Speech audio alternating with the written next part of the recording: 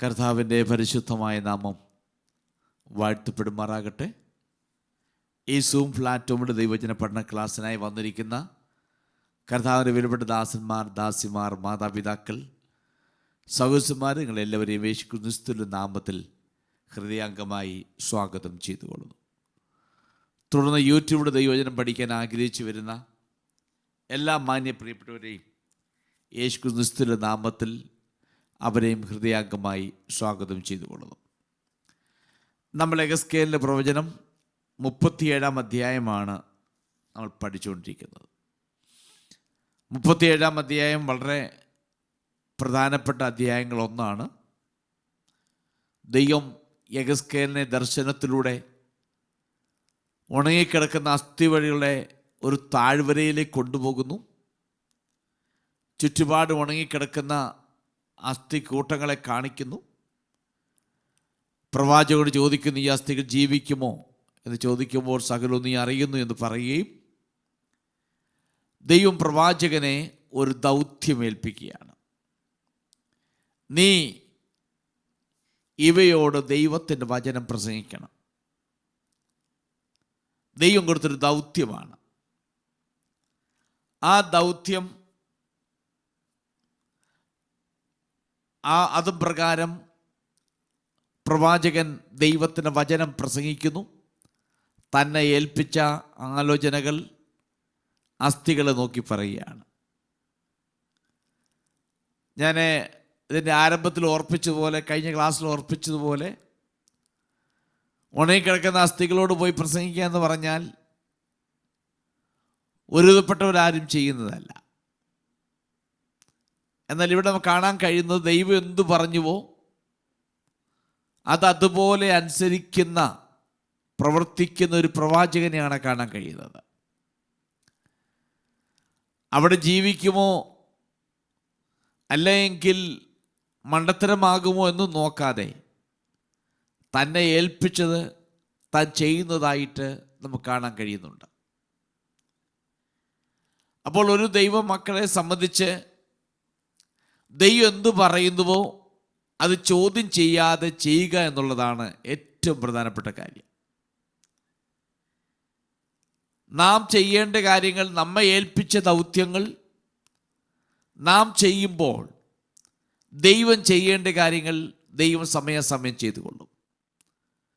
പ്രവാചകൻ ദൈവത്തിൻ്റെ വചനം പ്രസംഗിച്ചു കഴിഞ്ഞപ്പോൾ ഒരു വലിയ ഭൂകമ്പം ഉണ്ടാകുന്നു.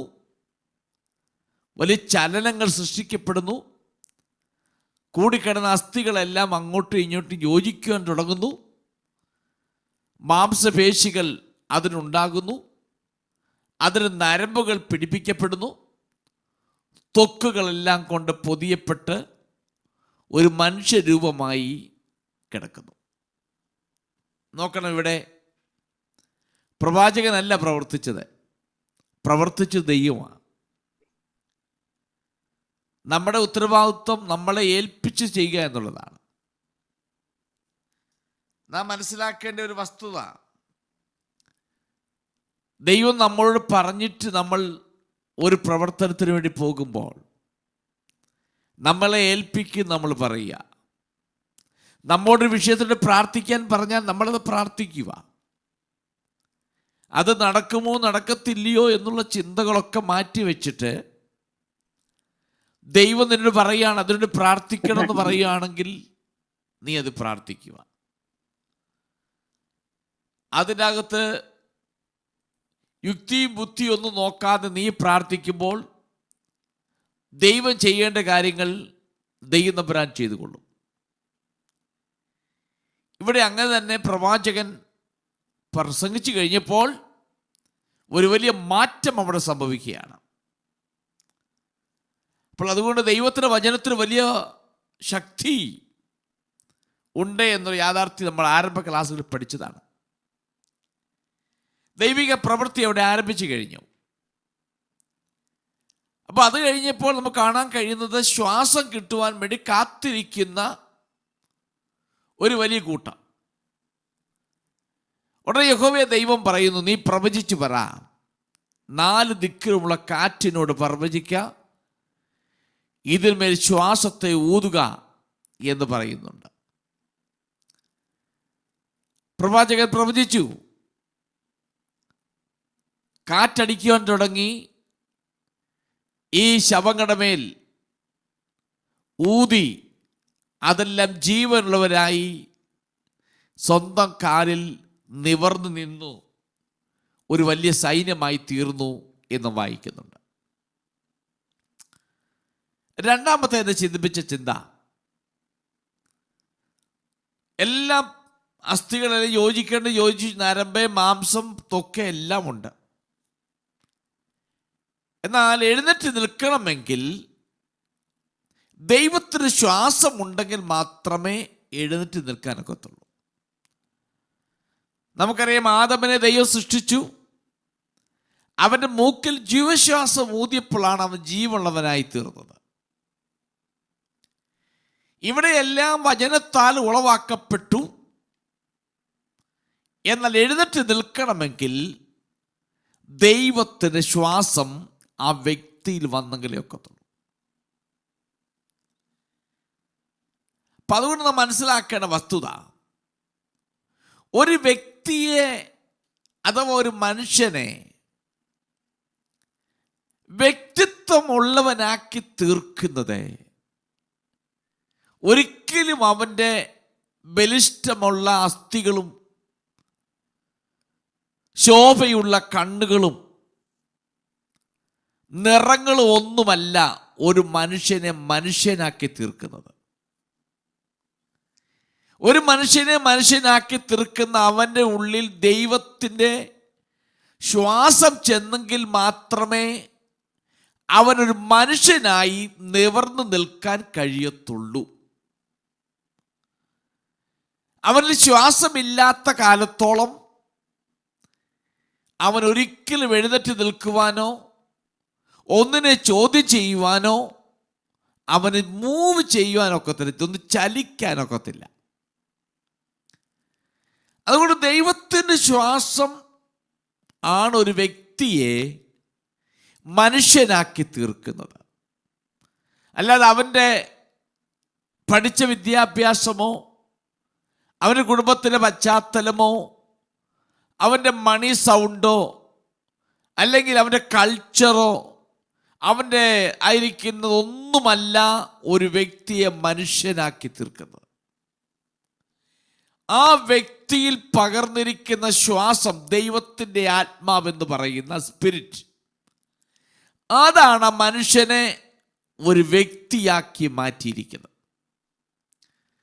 അതുകൊണ്ട് എന്നെ കേൾക്കുന്ന പ്രിയപ്പെട്ടവർ, യൂട്യൂബിലൂടെ ആയാലും കൊള്ളാം, സൂം മീറ്റിലൂടെ ആയാലും കൊള്ളാം, കേൾക്കുന്നവർ ഓർത്തുകൊള്ളണം, നമ്മെ നിവർന്നു നിൽക്കുമാറാക്കുന്നത് നമ്മിൽ പകർന്നിരിക്കുന്ന ദൈവിക ശ്വാസമാണ്.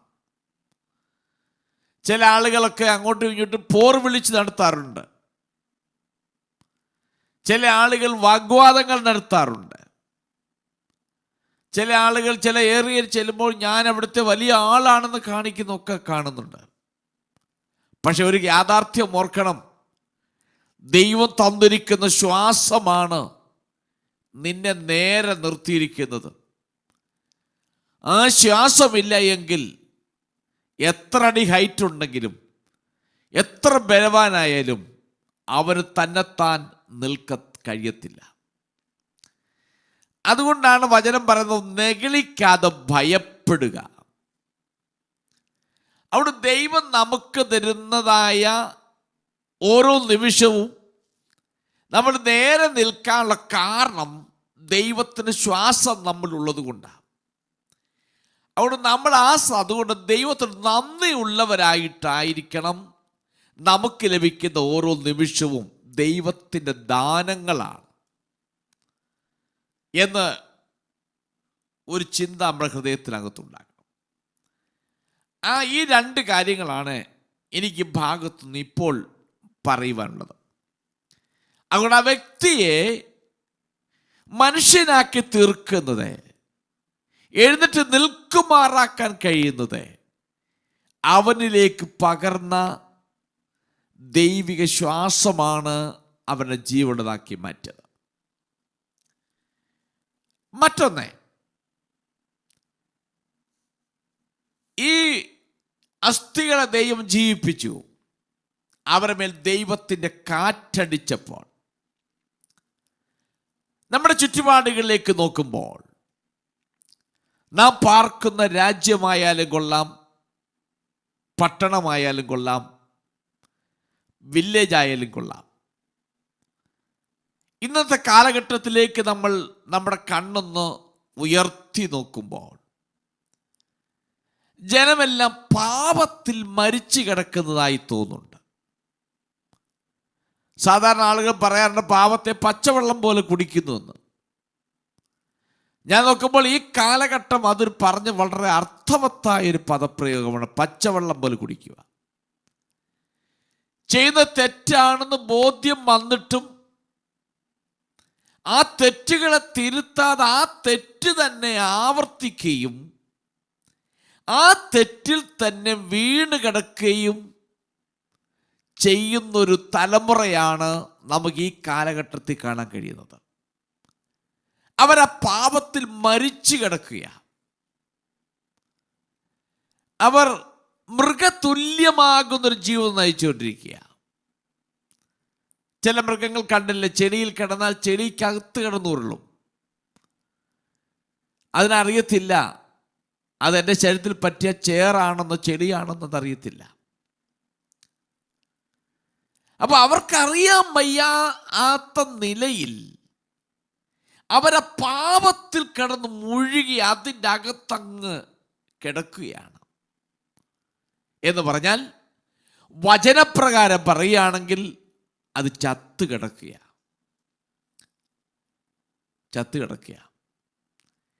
എന്നാൽ ദൈവത്തിൻ്റെ പരിശുദ്ധാത്മാവാകുന്ന കാറ്റ് ആ വ്യക്തികളുടെ മേൽ അയക്കുമ്പോൾ വലിയൊരു രൂപാന്തരം ആ ജനത്തിൻ്റെ ഇടയിലുണ്ടാകും. എത്രയെത്ര രാജ്യങ്ങളിൽ പരിശുദ്ധാത്മാവാകുന്ന പ്രവർത്തനത്തിലൂടെ എത്ര ആളുകൾ പാപത്തിനോട് വിട പറഞ്ഞ് ദൈവത്താൽ അനുഗ്രഹിക്കപ്പെട്ടവരായി തീർന്നിട്ടുണ്ട്. അതുകൊണ്ട് നമ്മുടെ ചുറ്റുപാടുകളിലേക്ക് കണ്ണൊന്നുയർത്തിയിട്ട് നമ്മുടെ ദൈവത്തോട് നമുക്ക് പ്രാർത്ഥിക്കാം. കർത്താവേ, എൻ്റെ ചുറ്റുപാടും നശിച്ചു കൊണ്ടിരിക്കുന്ന, പാപത്തിൽ മരിച്ചു കിടക്കുന്ന ഈ ജനത്തിന് മേൽ അങ്ങയുടെ കാറ്റൊന്ന് അടിക്കണമേ, അങ്ങയുടെ ആത്മാവിനെ ഒന്ന് പകരണമെന്ന് നാം പ്രാർത്ഥിക്കാൻ ബാധ്യസ്ഥരാണ്. ദൈവത്തിൻ്റെ ആത്മാവാണ് പാപത്തെക്കുറിച്ച്, നീതിയെക്കുറിച്ച്, ന്യായവിധിയെക്കുറിച്ച് ബോധം വരുത്തുന്നത്. സത്യത്തിൻ്റെ ആത്മാവ് നിങ്ങളുടെ മേൽ വരുമ്പോൾ സകല സത്യത്തിൽ നമ്മൾ നിങ്ങളെ വഴി നടത്തും. അവിടെ നമ്മുടെ ചുറ്റുപാടും കിടക്കുന്ന പാപത്തിൽ കുളിച്ച് കിടക്കുന്ന, മുഴുകിക്കിടക്കുന്ന ജനത്തെ കണ്ടിട്ട് നമ്മൾ ദുഃഖിതരായി അതിനെക്കുറിച്ച് പിന്നെയും പിന്നെയും പറയാതെ നമ്മുടെ പ്രാർത്ഥനാ കൂട്ടങ്ങളിലും നമ്മുടെ ഉപവാസങ്ങളിലും നമ്മുടെ വ്യക്തിപരമായ പ്രാർത്ഥനയിലും കർത്താവേ, എൻ്റെ ആ സൊസൈറ്റിയുടെ മേൽ അങ്ങയുടെ ആത്മാവിനെ ഒന്ന് പകരണമെന്ന് പ്രാർത്ഥിക്കുവാൻ ഈ രാത്രി ഞാൻ നിങ്ങളെ ആഹ്വാനം ചെയ്യുകയാണ്. ദൈവം, ഞാൻ പാർക്കുന്ന സൊസൈറ്റിക്കകത്തിലേക്ക്, എൻ്റെ കമ്മ്യൂണിറ്റിയിലേക്ക്, എൻ്റെ വില്ലേജിലേക്ക്, എൻ്റെ പട്ടണത്തിലേക്ക്, ഞാൻ പാർക്കുന്ന എൻ്റെ സംസ്ഥാനത്തിലേക്ക്, എൻ്റെ രാജ്യത്തിലേക്ക് ദൈവമേ ആ ഉണർവിനെ, ആ കാറ്റിനെ ഒന്ന് അയക്കണമെന്ന് പ്രാർത്ഥിക്കുവാൻ ഈ രാത്രി ഞാൻ നിങ്ങളെ ആഹ്വാനം ചെയ്യുകയാണ്. നമ്മൾ ബാക്കി എത്രയോ കാര്യങ്ങൾക്ക് ഉപവസിക്കുന്നു, പ്രാർത്ഥിക്കുന്നു. പ്രവാചകനോട് ദൈവം പറഞ്ഞു, പ്രാർത്ഥിക്കേ, ആ കാറ്റിനോട് പറ. അവൻ പറഞ്ഞപ്പോൾ കാറ്റടിക്കുവാൻ തുടങ്ങി. ആ ചരിത്രമേൽ ആ ശ്വാസം ഊതുവാൻ തുടങ്ങി. അവർ എഴുന്നേറ്റ് നിൽക്കാൻ കഴിഞ്ഞതുപോലെ നമ്മുടെ ചുറ്റുപാടുകളിൽ പാപത്തിൽ മരിച്ചു കിടക്കുന്ന ജീവിതങ്ങൾ എഴുന്നേൽക്കുവാൻ, ജീവനുള്ളവരായി തീരുവാൻ ഇടയായി തീരും നാം അവരോട് പ്രാർത്ഥിക്കുമ്പോൾ ദൈവം തൻ്റെ ആത്മാവിനെ അവരുടെ മേലയക്കും. നാം അത് പ്രാർത്ഥിക്കുവാൻ നമ്മൾ ബാധ്യസ്ഥരാണ്. അത് പറഞ്ഞ് ഞാൻ ആ ഭാഗം വിടുകയാണ്. നമുക്കിനി 11 മുതൽ 14 വാക്യങ്ങൾ ഒന്ന് വായിക്കാം. എഹെസ്കേൽ പ്രവചനം 37 അധ്യായത്തിന്റെ 11 മുതൽ 14 വാക്യങ്ങൾ ഒന്ന് വായിക്കാം. പിന്നെ അവൻ എന്നോട് അരുളി ചെയ്തത്, മനുഷ്യപുത്ര, ഈ അസ്ഥികൾ ഇസ്രായേൽ ഗൃഹമൊക്കെയും ആകുന്നു. ഞങ്ങളുടെ അസ്ഥികൾ ഉണങ്ങി ഞങ്ങളുടെ പ്രത്യാശയ്ക്ക് ഭംഗം വന്നു. ഞങ്ങൾ തീരെ മുടിഞ്ഞിരിക്കുന്നു എന്ന് അവർ പറയുന്നു. അതുകൊണ്ട് നീ പ്രവചിച്ച് അവരോട് പറയേണ്ടത്, യഹോവയായ കർത്താവ് ഇപ്രകാരം അരുളി ചെയ്യുന്നു, എന്റെ ജനമേ, ഞാൻ നിങ്ങളുടെ ശവക്കുഴി തുറന്ന് നിങ്ങളെ ശവക്കുഴിയിൽ നിന്നും കയറ്റി ഇസ്രായേൽ ദേശത്തേക്ക് കൊണ്ടുപോകും. അങ്ങനെ എന്റെ ജനമേ, ഞാൻ അവരുടെ ശവക്കുഴി തുറന്ന് നിങ്ങളെ ശവക്കുഴിയിൽ നിന്ന് കയറ്റുമ്പോൾ ഞാൻ യഹോവ എന്ന് നിങ്ങൾ അറിയും. നിങ്ങൾ ജീവിക്കേണ്ടതിന് ഞാൻ എൻ്റെ ആത്മാവിനെ നിങ്ങളിലാക്കും. ഞാൻ നിങ്ങളെ സ്വദേശത്ത് പാർപ്പിക്കും. യഹോവയായ ഞാൻ അരുളി ചെയ്തു, നിവർത്തിച്ചും ഇരിക്കുന്നു എന്ന് നിങ്ങൾ അറിയും എന്ന് യഹോവയുടെ അരുളപ്പാട്. ഓക്കെ, ഇവിടെ പ്രവാചകൻ കണ്ട ദർശനത്തിന്റെ ഒരു കൊച്ചു വിശദീകരണം യഹോവയായ ദൈവം പ്രവാചകന് കൊടുക്കുകയാണ്. 11 വാക്യത്തിൽ ഈ ദർശനത്തെ അസ്ഥികൾ ഇസ്രായേൽ എന്നറിയപ്പെടുന്ന മുഴുവൻ ജനത്തെയുമാണ് സൂചിപ്പിക്കുന്നത്. ഇസ്രായേൽ എന്ന് സാധാരണ അറിയപ്പെടുന്നത് വടക്കേ രാജ്യത്തെയാണ് ഇസ്രായേൽ എന്നറിയപ്പെടുന്നത്. തെക്കേ രാജ്യത്തെ യഹൂദ ദേശം എന്നറിയപ്പെടുന്നത്. അങ്ങനെ വടക്കേ ദേശമാകുന്ന ഇസ്രായേൽ ദേശത്തെയും തെക്കേ രാജ്യമാകുന്ന യഹൂദ ദേശത്തിലെയും കുടുംബങ്ങൾ, ജനങ്ങൾ, ഇത് രണ്ടും കൂടെ ചേർന്ന് ഒരു ദേശക്കാരായി തീരും. ഇസ്രായേൽ എന്ന് പറയുന്ന ആ ടൈറ്റിലിൻ്റെ കീഴിൽ ആ ദേശക്കാരായി മാറും എന്ന് ഒരു പ്രവചനത്തിലൂടെ ഒരു വാഗ്ദത്തം കൊടുക്കുകയാണ്.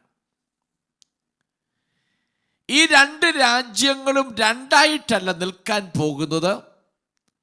ഇത് രണ്ടും കൂടെ ഒരുമിച്ച് ചേർന്ന് ഒരു ഇസ്രായേൽ രാഷ്ട്രമായി തീരുമെന്ന് പ്രവചനത്തിലൂടെ ഒരു വാഗ്ദത്തം കൊടുക്കുകയാണ്.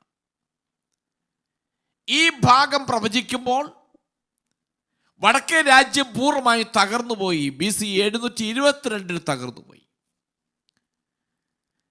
അവിടെ ഉണ്ടായിരുന്നവരെ വിവിധ ഇടങ്ങളിലേക്ക് നാട് കടത്തപ്പെട്ടു. യഹൂദ രാഷ്ട്രവും കുറെ പേർ കൊല്ലപ്പെട്ടു. ആ രാജ്യവും നഷ്ടപ്പെട്ടു.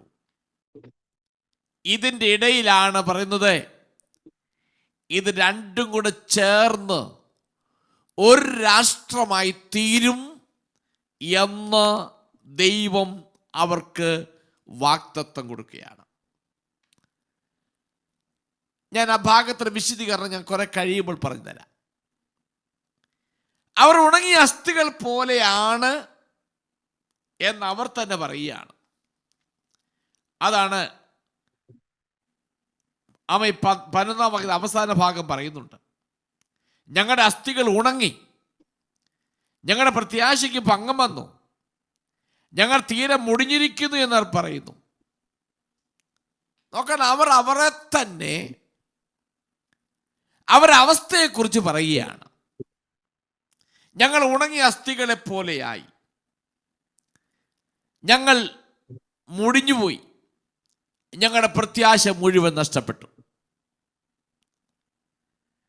ദൈവമായിട്ടുള്ള അവരുടെ ജീവിത രീതി, ദൈവമായിട്ടുള്ള അവരുടെ ബന്ധം നഷ്ടപ്പെട്ടു. മറ്റൊരു വിധത്തിൽ പറഞ്ഞാൽ, ദൈവമായിട്ടുള്ള ബന്ധം നഷ്ടപ്പെട്ട് കഴിഞ്ഞപ്പോൾ അവർ മരിച്ചവർക്ക് തുല്യമായി തീർന്നു. നമ്മൾ ഇതിനു മുമ്പുള്ള അധ്യായങ്ങളിൽ പഠിച്ചതാണ്. യെരുശലേം ദേവാലയത്തിൽ നടക്കുന്ന കാര്യങ്ങൾ വരെ വളരെ വ്യക്തമായി പഠിച്ചതാണ്. അങ്ങനെ ആ നിലയിൽ ദൈവത്തെ വിട്ടിട്ട് അന്യ ദൈവങ്ങളിലേക്ക് തിരിഞ്ഞ് പരസംഗം ചെയ്ത് ജീവിച്ച ഇസ്രായേൽ ജനം ദൈവത്തോടുള്ള ബന്ധം നഷ്ടപ്പെട്ടതുകൊണ്ട് അവർ മരിച്ചവരാണ്. ദൈവമായിട്ടുള്ള ബന്ധമില്ലാത്ത ഏതു വ്യക്തിയും മരിച്ചവരാണ്. തങ്ങളുടെ അസ്ഥികൾ ഉണങ്ങി, അതുവാക്കി തങ്ങളുടെ പ്രത്യാശയ്ക്ക് ഭംഗം വന്നു. കാരണം തെക്കേ രാജ്യവും വടക്കേ രാജ്യവുമുള്ള ഇസ്രായേൽ ഗൃഹം ഇങ്ങനെ പറയാനൊരു കാരണമുണ്ട്. കാരണം ഈ രണ്ട് രാഷ്ട്രവും ദൈവത്തോട് ഇഷ്ടമില്ലാത്ത കാര്യങ്ങൾ ചെയ്ത് ആ രാജ്യം പൂർണ്ണമായി തകർക്കപ്പെട്ടു. അപ്പൊ അതുകൊണ്ട് ഇത് കേട്ടപ്പോൾ പറയുന്നു, ഞങ്ങൾ മുടിഞ്ഞിരിക്കുന്നു, ഞങ്ങൾ തകർന്നിരിക്കുന്നു. ഇനി ജീവനും ഈ രാജ്യത്തിന് പുനഃസ്ഥാപനത്തിനുമായ ഏക പ്രത്യാശ എന്ന് പറയുന്നത് ദൈവത്തിലായിരുന്നു. ഇസ്രായേൽ ജനത്തെ സംബന്ധിച്ച് ഒരു പ്രത്യാശ മുഴുവൻ നഷ്ടപ്പെട്ടു. വടക്കേ രാജ്യം, അതേക്കുറിച്ച് ചരിത്രകാരന്മാർ പറയുന്നത് അത് നഷ്ടപ്പെട്ടു പോയി. അവിടുന്ന് പ്രവാസത്തിൽ പോയവരാരും തിരികെ രാജ്യത്ത് വന്നിട്ട് ആ രാജ്യം ഒക്കുപൈ ചെയ്തിട്ടില്ല. എന്നാൽ തെക്കേ രാജ്യം 70 വർഷം കഴിഞ്ഞപ്പോൾ അവർ വീണ്ടും മടങ്ങി വരുന്നു, ആലയം പണിയുന്നു, മതിലുകൾ പണിയുന്നു, വീടുകൾ പണിയുന്നു. അവർ വീണ്ടും പഴയ ആ ഒരു സെറ്റപ്പിലേക്ക് നീങ്ങുന്നുണ്ട്. അപ്പൊ ആ നിലയിൽ കിടക്കുമ്പോൾ ജനം പറയുന്നു, ഞങ്ങളുടെ പ്രത്യാശ മുഴുവൻ നഷ്ടപ്പെട്ടു പോയി, ഞങ്ങൾക്ക് പ്രത്യാശയില്ല, ഞങ്ങൾ മുടിഞ്ഞിരിക്കുന്നു. കാരണം എന്ന് ചോദിച്ചാൽ അവർ ദൈവത്തോടുള്ള ബന്ധമില്ലാത്തത് കൊണ്ട്, ദൈവത്തിൽ നിന്നും അകന്നു പോയതുകൊണ്ട് അവർ പ്രത്യാശ നഷ്ടപ്പെട്ടു. അവർ മരിച്ചവരെ പോലെയായി. നമുക്കറിയാം, അവർ പ്രത്യാശ ചില ആളുകളിൽ ഉണ്ടായിരുന്നു.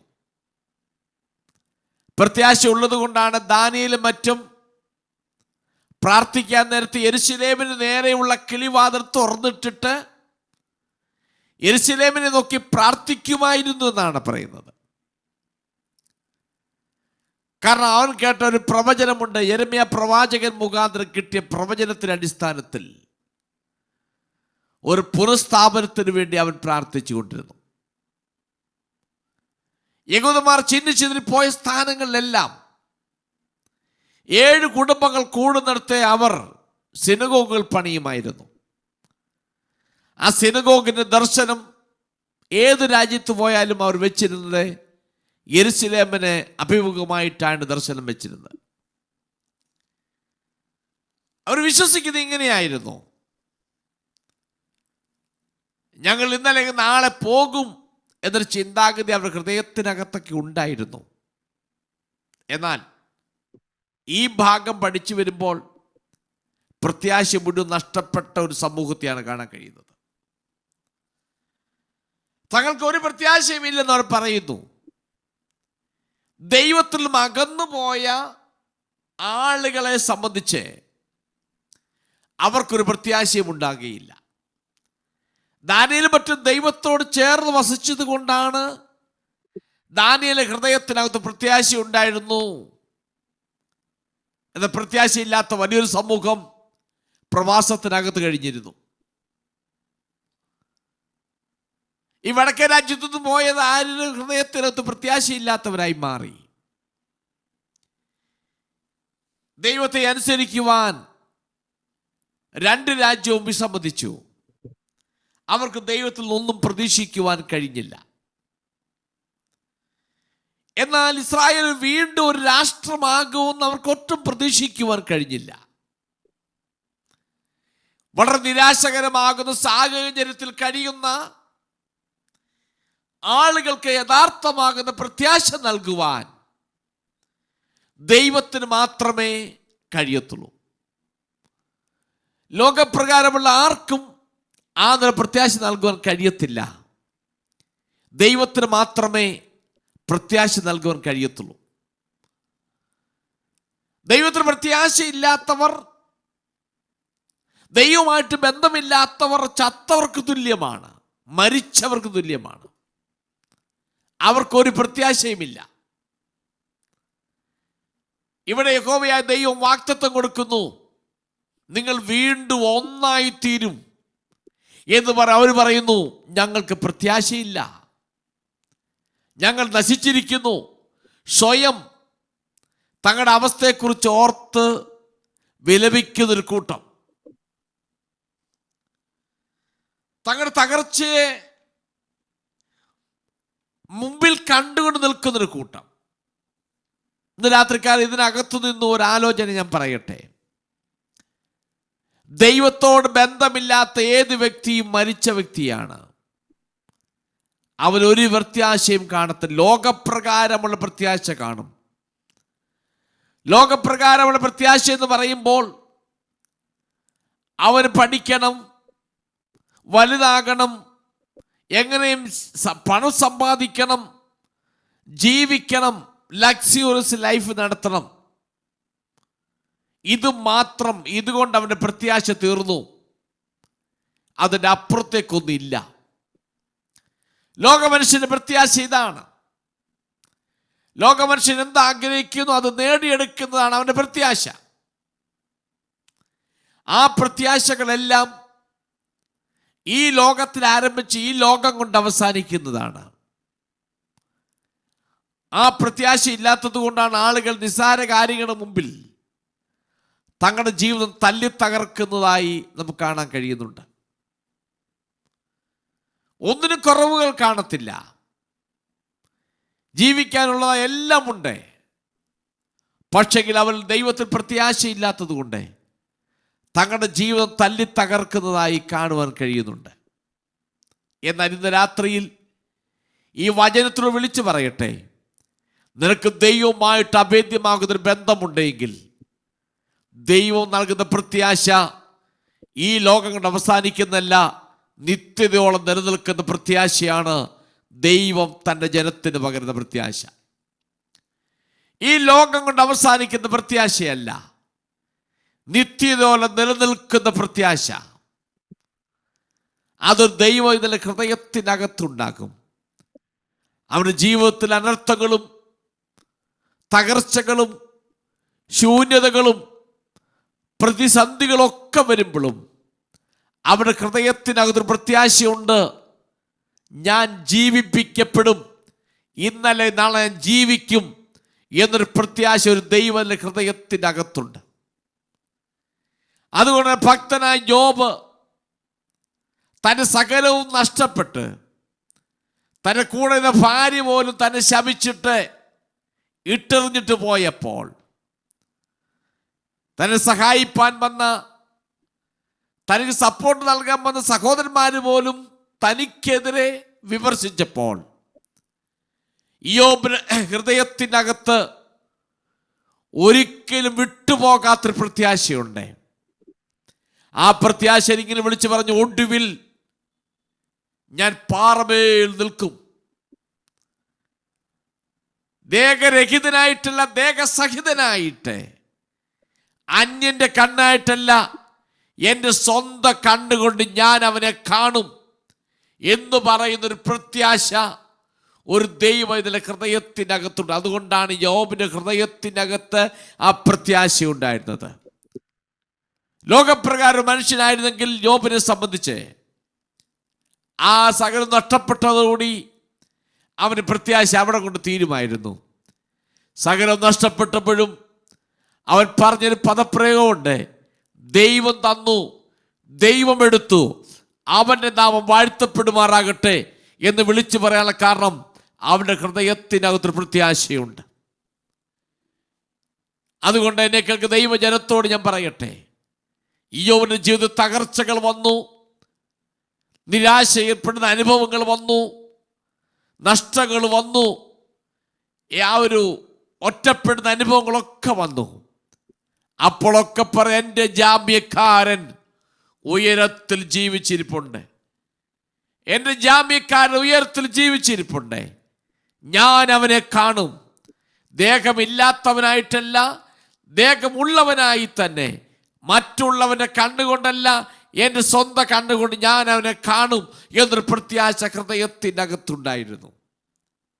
അതുകൊണ്ട് ഈ രാത്രിയിൽ സൂം പ്ലാറ്റ്ഫോമിലൂടെ ആയാലും കൊള്ളാം, യൂട്യൂബിലൂടെ ആയാലും കൊള്ളാം, എന്നെ കേൾക്കുന്ന ദൈവജനത്തോടും കേൾക്കുന്ന പഠിക്കാൻ വന്ന പ്രിയരോട് ഞാൻ പറയട്ടെ, നിന്റെ തകർച്ചയെ മാറ്റുവാൻ, നിന്റേതായിരിക്കുന്ന പ്രവർത്തനത്തെ പണിയുവാൻ, നിന്നെ പണിയുവാൻ, നിന്റെ സൊസൈറ്റിയെ പണിയുവാൻ, നിന്റെ കുടുംബത്തെ പണിയുവാൻ കഴിയുന്നൊരു ദൈവമുണ്ടെന്നൊരു പ്രത്യാശ ഈ രാത്രിയിൽ നിന്റെ ഹൃദയത്തിനകത്തുണ്ടാകട്ടെ.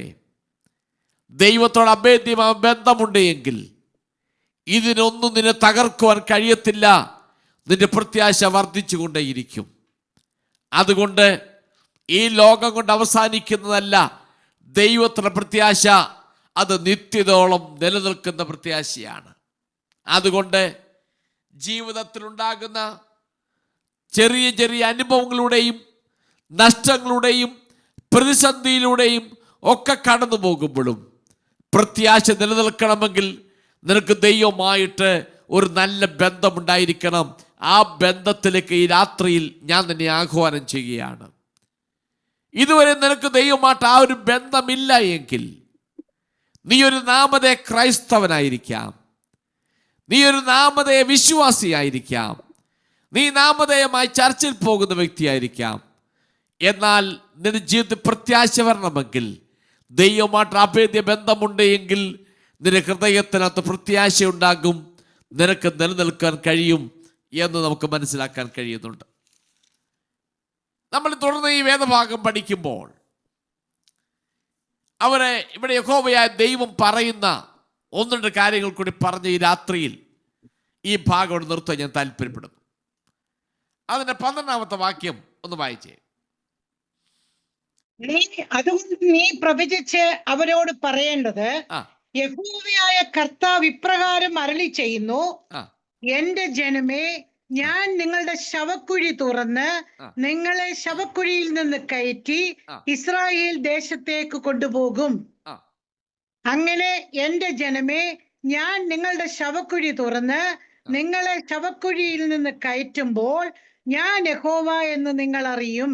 ഓക്കെ, ഇവിടെ ഈ അധ്യായം ആരംഭിക്കുമ്പോൾ പറഞ്ഞത് അസ്ഥി കഷ്ണങ്ങൾ താഴ്വരയിൽ വെളിംപ്രദേശത്ത് കിടക്കുന്നതായിട്ടാണ് പറയുന്നത്. യെഹെസ്കേൽ പ്രവാചകൻ കണ്ടതും അങ്ങനെയാണ്. താഴ്വരയിൽ വെളിംപ്രദേശത്ത് മറവ് ചെയ്യാതെ കിടക്കുന്ന അസ്ഥി കഷ്ണങ്ങളെയാണ് കണ്ടത്. ഇവിടെ വന്നപ്പോൾ യഹോവയായ ദൈവം ആ അസ്ഥികൾ അവിടെ എങ്ങനെ വന്നു എന്ന് വ്യക്തമായി ഇവിടെ തെളിയിച്ചു പറയുന്നുണ്ട്. ഇവിടെ അസ്ഥികൾ ശവക്കുഴിയിലായിരുന്നു. ദൈവം ആ കുഴി തുറന്നു. മരിച്ചതായി തോന്നിയ സകല ജനതയും ജീവിക്കത്തക്ക നിലയിൽ ദൈവം അസ്ഥികളെ അവിടുന്ന് പിറക്കിയെടുത്ത് വെളിയിലേക്ക് ഇട്ടു. ശവക്കുഴിക്കകത്ത് കിടന്ന ആ കുഴി പൊട്ടിച്ച് അതിൻ്റെ അകത്തുനിന്ന് കിടന്നതിനെയെല്ലാം വലിച്ചെടുത്ത് വെളിയിലിട്ടു. അങ്ങനെയാണ് താഴ്വരയിൽ അസ്ഥികളെ കൊണ്ട് നിറഞ്ഞത്. അപ്പൊ ഇതിന്റെ ഒറിജിനൽ വാസം കുഴിക്കകത്തായിരുന്നു. ആ കുഴിക്കകത്തു നിന്നും ദൈവം ആ ജനത്തെ, ആ അസ്ഥികളെ പുറത്തു കൊണ്ടുവന്നു. ദൈവത്തിനറിയാം, ഈ കുഴിക്കകത്ത് കിടന്നാൽ ഇതിവിടെ കിടക്കത്തേ ഉള്ളൂ, ഒരിക്കലും പുറത്തു വരത്തില്ല. ഇതറിയാവുന്ന ദൈവം തൻ്റെ പ്രവർത്തനത്തിലൂടെ കുഴി പൊട്ടിച്ച് വെളിയിൽ കൊണ്ടുവന്നു. നാം നന്നായി ചിന്തിക്കേണ്ട ഭാഗമാണ്. ഇവിടെ പറയും, ദൈവം തന്റെ ജനത്തെ അവർ രാജ്യത്തേക്ക് തിരികെ കൊണ്ടുവരും. ഇസ്രായേൽ ഒരു വീണ്ടും രാഷ്ട്രമാകും എന്ന് വളരെ ശക്തമായി പറയുകയാണ്. ഇസ്രായേൽ ദേശത്തേക്ക് ഞാൻ നിങ്ങളെ കൊണ്ടുവരും. കുഴിക്കകത്ത് കിടക്കുന്ന, ചിതറപ്പെട്ട് കിടക്കുന്ന അസ്ഥികളെ അവിടെ നിന്നെടുത്ത് താഴ്വരയിലേക്ക് ഇട്ടിട്ട് പറയുന്നു, ഞാൻ നിങ്ങളെ മടക്കി വരുത്തും എൻ്റെ ദേശത്തേക്ക്. യെഹെസ്കേൽ 36 അധ്യായത്തിന് 24 വാക്യത്തിലും 28 വാക്യത്തിലും ഈ വാക്തത്വം ആവർത്തിച്ച് പറയുന്നുണ്ട്. ഇസ്രായേലിന്റെ ഈ പുനരുത്ഥാന, ഈ പുനരുജ്ജീവനത്തിൽ ദേശത്തേക്കുള്ള അവർ പുനഃസ്ഥാപനം ഉൾപ്പെടുന്നുണ്ട്. നാം ഒരു കാര്യം ശ്രദ്ധിക്കേണ്ടത്, ഇസ്രായേൽ ജനം വടക്കേ രാജ്യം എന്നേക്കുമായി പ്രവാസത്തിൽ പോയി, അവരെക്കുറിച്ച് യാതൊരു ധാരണയുമില്ല. തെക്കേ രാജ്യം പ്രവാസത്തിൽ പോയി 70 വർഷം കഴിഞ്ഞപ്പോൾ അവർ മടങ്ങി വന്നു. എന്നാൽ AD 70 വീണ്ടും ലോകത്തിന്റെ പല ഭാഗങ്ങളിലേക്ക് ചിന്നിച്ചെതിറിപ്പോയി. പോയിടത്തൊക്കെ അവർ അതിക്രൂരമായി പീഡിപ്പിക്കപ്പെട്ടു. പല രാജ്യങ്ങളും ഒരു അഭയാർത്ഥികളായി ജീവിക്കേണ്ടി വന്നു. അവരുടെ കുഞ്ഞുങ്ങളെ കൊല്ലുന്നതായി കാണേണ്ടി വന്നു. അവർ ചെറുപ്പക്കാരെ കൊല്ലുന്നതായി കണ്ടു. അവരെ കണ്ണിന് മുൻപിൽ വെച്ച് കുഞ്ഞുങ്ങളെയും മറ്റും ഉപദ്രവിക്കുന്നതായി കണ്ടു. പ്രത്യാശ മുഴുവൻ നഷ്ടപ്പെട്ട ഒരു ഇസ്രായേൽ ജനം. നമുക്കറിയാം, എവിടെല്ലാം ചിതറപ്പെട്ടു പോയോ അവിടൊക്കെ അവർ ഉപദ്രവിക്കപ്പെട്ടു.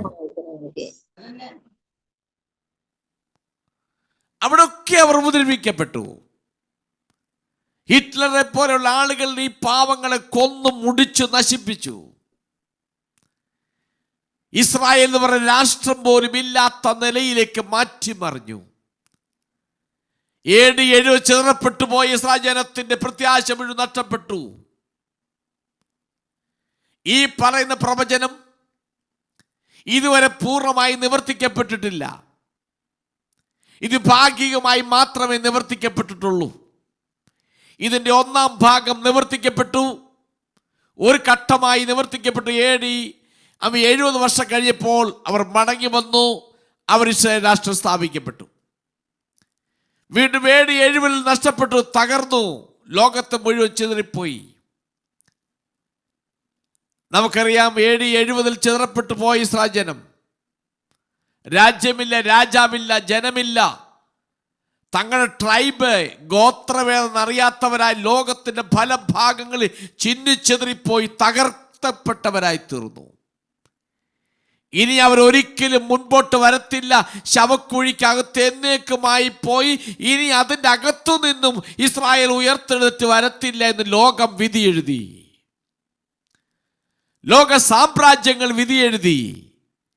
ഇനി ഇസ്രായേൽ ഒരിക്കലും ഈ ശവക്കുഴിക്കകത്തൊന്നും എഴുന്നേറ്റ് വരത്തില്ല എന്ന് പറഞ്ഞിട്ട് പാവങ്ങളുടെ രാജ്യം തട്ടിപ്പറിച്ചെടുത്ത് സ്വന്തമാക്കി തീർത്തു. എന്നാൽ ഇതിനകത്ത് പറഞ്ഞിരിക്കുന്ന പ്രവചനം പോലെ തമ്പുരാൻ ശവക്കുഴികളെ തുറന്നു, അസ്ഥി കഷ്ണങ്ങളെ എടുത്തു വെളിയിലിട്ടിട്ട് അവരുടെ മേൽ ദൈവത്തിന്റെ ആത്മാവിനെ പകർന്നു. നഷ്ടപ്പെട്ട പോയ രാജ്യം 1948 അവരിൽ ചിലരെ ദൈവം എഴുന്നേൽപ്പിച്ചു. പ്രത്യാശ നഷ്ടപ്പെട്ട സമൂഹത്തിന് നടുവിൽ നിന്നും, തകർന്നു പോയ സമൂഹത്തിന് നടുവിൽ നിന്നും, ഇനി ജീവിക്കത്തില്ല എന്ന് എഴുതിയിരിക്കുന്ന സമൂഹത്തിന് നടുവിൽ നിന്നും ദൈവം ചില പ്രിയപ്പെട്ടവരെ പ്രത്യേകമായി എഴുന്നേൽപ്പിച്ചിട്ട് 1948 ഒരു സ്വതന്ത്ര രാഷ്ട്രമായി തീർന്നു. ഇന്നും ആ രാഷ്ട്രം പുതുക്കി പണിതുകൊണ്ടിരിക്കുന്ന ഒരു കാലഘട്ടമാണ്. ആ രാഷ്ട്രത്തിന് പുനർനിർമ്മാണം നടന്നുകൊണ്ടിരിക്കുന്ന ഒരു കാലഘട്ടമാണിത്. അതുകൊണ്ട് ആരെത്രയെല്ലാം എവിടെയെല്ലാം ഉയർന്നാലും ഇസ്രായേലെ ഇനി ആർക്കും തൊടുവാൻ കഴിയത്തില്ല. ഒരിക്കൽ അവരെ തൊട്ട് ശവക്കുഴിക്കകത്ത് എന്നേക്കുമായി കുഴിച്ചു മൂടപ്പെട്ടു. ഇനി എഴുന്നേൽക്കത്തിൽ നിന്ന് ലോകം വിധി എഴുതിയപ്പോൾ എന്റെ തമ്പുരാൻ ശവക്കുഴി പൊട്ടിച്ച് അതിൻ്റെ അകത്തുനിന്ന് അവരെ പുറത്തു കൊണ്ടുവന്ന് ആ രാജ്യത്തേക്ക് കൊണ്ടുവന്നു. അവർ ആ രാജ്യത്തിനകത്ത് പ്രവേശിച്ചു. ഏകദേശം 1500 പരം വർഷം ലക്ഷ്യബോധമില്ലാത്തവരായി, പ്രത്യാശയില്ലാത്തവരായി ശവക്കുഴിക്കകത്ത് അടിഞ്ഞു കിടന്നപ്പോൾ, ഒരു കണ്ണിന് ദയ തോന്നാതിരുന്നപ്പോൾ, സകല വാഗ്ദത്തങ്ങൾക്കും നിയമങ്ങൾക്കും അന്യരും പരദേശികളുമായി അവർ ചിഹ്നച്ചിതറി കിടന്നപ്പോൾ, ദൈവം അവർക്ക് വേണ്ടി എഴുന്നേറ്റു. നഷ്ടപ്പെട്ടു പോയ രാജ്യത്തേക്ക് അവരെ മടക്കിക്കൊണ്ടുവന്നു. വടക്കേ രാജ്യമെന്നോ തെക്കേ രാജ്യമെന്നോ ഒന്നുമില്ലാതെ, അങ്ങനെ വേർതിരിവില്ലാതെ, വിഭജനമില്ലാതെ ദൈവം അവരെല്ലാം മടക്കിക്കൊണ്ടുവന്നു. ഇന്നും മടങ്ങി വന്നുകൊണ്ടിരിക്കുന്നു. അതിന് പുനർനിർമ്മാണത്തിന്റെ ഭാഗമാണ്. ഇന്ന് നടക്കുന്ന യുദ്ധങ്ങൾ മുഴുവൻ അതിന് പുനർനിർമ്മാണത്തിന്റെ ഭാഗങ്ങൾ മാത്രമാണ്. എന്നാൽ ഇവർ നിർമ്മിച്ചാലും മഹാപീഡന കാലഘട്ടത്തിൽ വീണ്ടും ഇവർ ചിതറപ്പെടും. വീണ്ടും ചിതറപ്പെട്ട ശേഷം വീണ്ടും കർത്താവിൻ്റെ കാഹളം ധ്വനിച്ചു കഴിയുമ്പോൾ, മഹാപീഡന കാലത്തിന്റെ അവസാന കാലഘട്ടത്തിൽ സാക്ഷാൽ മശിഹിയായവൻ അവർക്ക് വേണ്ടി രാജാവായി പ്രത്യക്ഷപ്പെട്ട് കഴിയുമ്പോൾ, ഈ പറയപ്പെട്ട പ്രവചനം പൂർണ്ണമായും അന്ന് നിവർത്തിക്കപ്പെടും എന്ന് നമുക്ക് മനസ്സിലാക്കാൻ കഴിയുന്നുണ്ട്. അതുകൊണ്ട് ഈ വചനം ഞാൻ ഇവിടെ ഇപ്പോൾ അവസാനിപ്പിക്കുന്നെങ്കിലും ഇതിനകത്ത് ആഴത്തുള്ള ചിന്തകൾ നമുക്ക് കാണാൻ കഴിയുന്നുണ്ട്. ഈ പ്രവചനം 3 ഘട്ടമായിട്ട് കാണാൻ കഴിയുന്നു. ആദ്യ യഹൂദ രാഷ്ട്രം 7 വർഷം കഴിഞ്ഞപ്പോൾ തിരിച്ചു വന്നപ്പോൾ ഈ പ്രവചനം ഭാഗ്യമായി നിവർത്തിക്കപ്പെട്ടു. 7 ചിതറപ്പെട്ടു പോയി. 48 തിരികെ വന്നപ്പോൾ അത് പൂർത്തീകരിക്കപ്പെട്ടുകൊണ്ടിരിക്കുന്നു. ഇന്നും അതിൻ്റെ ബാക്കി ഭാഗങ്ങൾ പൂർത്തീകരിച്ചുകൊണ്ടിരിക്കുന്നു. എന്നാൽ പൂർണ്ണമായി നിവർത്തിക്കപ്പെടുന്ന ഒരു ദിവസം അവരെ മുൻപിലുണ്ട്. അതുകൊണ്ട് ഈ രാത്രിയിൽ ഒരു യാഥാർത്ഥ്യം ഓർക്കണം. ദൈവം പറഞ്ഞിട്ടാണ് നീ പോയതെങ്കിൽ, ദൈവം പറഞ്ഞിട്ടാണ് നീ അത് ചെയ്തതെങ്കിൽ, ദൈവം പറഞ്ഞിട്ടാണ് നീ അതിനോട് പ്രാർത്ഥിച്ചതെങ്കിൽ, ദൈവം ബാക്കി തൻ്റെ പ്രവൃത്തി ചെയ്തുകൊള്ളും. 2, എഴുന്നേറ്റ് നിൽക്കണമെങ്കിൽ ദൈവത്തിന് ശ്വാസം ആവശ്യമാണ്. നഷ്ടപ്പെട്ടുകൊണ്ടിരിക്കുന്ന, പാപത്തിൽ ചത്തുകിടക്കുന്ന ജനത്തെ ഓർത്ത് പ്രാർത്ഥിക്കാം. അവിടെ മേലൊരു കൊടിയ കാറ്റടിക്കണമെന്ന് നമ്മുടെ ദൈവത്തോട് നമുക്ക് പ്രാർത്ഥിക്കാം. മറ്റൊന്ന്, ദൈവത്തിൽ ബന്ധമില്ല എങ്കിൽ നമ്മൾ വെറും ലോകക്കാരാണ്. നമുക്കൊരു പ്രത്യാശയും ഇല്ല. ലോകക്കാരെ പോലെ പ്രത്യാശയല്ല, ദൈവവുമായി ചേർന്ന് വസിക്കുന്ന പ്രത്യാശ. അത് നിലനിൽക്കുന്ന പ്രത്യാശയാണ്, നിത്യതയോളം നിലനിൽക്കുന്ന പ്രത്യാശയാണ്. ഇതുവരെ ആ പ്രത്യാശയിലേക്ക് വരാത്ത ആരെങ്കിലും ഉണ്ടെങ്കിൽ ഈ രാത്രി ഞാൻ നിങ്ങളെ ആഹ്വാനം ചെയ്യുന്നു, ആ പ്രത്യാശയിലേക്ക് കടന്നു വരിക. മറ്റൊന്ന്, നിന്നെ എവിടെ കൊണ്ടിട്ട് മൂടിയാലും, ഇനി നീ ഉയർത്തെഴുന്നേൽക്കത്തില്ലെന്ന് ലോകം വിധി എഴുതിയാലും, നിന്നെ തകർത്ത് കളഞ്ഞ് നീ തകർന്നു പോയി ഇനി എഴുന്നേൽക്കത്തിൽ ലോകം വിധി എഴുതിയാലും, ദൈവം തൻ്റെ പ്രവൃത്തി ആരംഭിച്ചാൽ അതിനെ തടുക്കുവാൻ ആർക്കും കഴിയത്തില്ല. അതുകൊണ്ട് നമ്മുടെ ജീവിതത്തെ യാത്രയിൽ ഈ ദൈവത്തെ മുറുകെ പിടിക്കാം. വിശ്വാസ നായകനും പൂർത്തിയോദ്ദേശുവിനെ മുറുകെ പിടിച്ച് അവനെ മാത്രം മുൻപിൽ കൊണ്ട് യാത്ര ചെയ്യുവാൻ ദൈവത്തിന് നമ്മെ സഹായിക്കേണ്ടത് പറഞ്ഞുകൊണ്ട് എൻ്റെ വാക്കുകൾ നിർത്തുന്നു. ദൈവം നിങ്ങളെ ധാരാളമായി അനുഗ്രഹിക്കുമാറാകട്ടെ.